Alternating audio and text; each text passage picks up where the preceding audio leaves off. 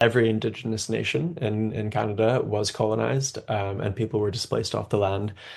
And then probably about maybe 20 years ago now, Frida Hewson, a woman of the Unistoten Nation, a mum living in the town, in the colonial town nearby, made a Facebook post saying, "Give this post one like, and I'm taking our land back." And then 5 minutes later, you see liked by Frida Hewson, and then a comment by Frida Hewson, "Okay, that'll do." And Frida created the Unistoten blockade and started blocking all these giant global oil and gas companies from digging up the Wedzin River and started calling for allies. And I went to Unistoten when I was about 19 for the first time. So, gosh, however long ago that is, 16 years ago.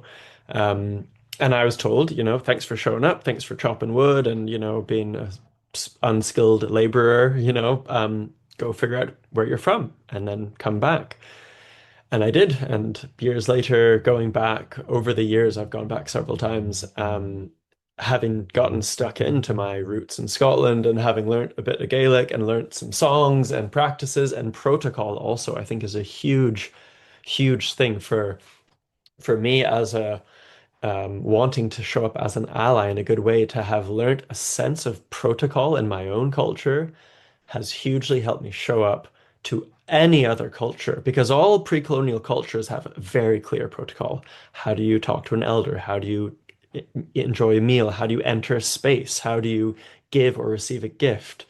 How do you understand your role and responsibility in a place? How do you understand allyship? All of this without protocol leads to the kind of messes we often see in well-intended forms of allyship that don't go well.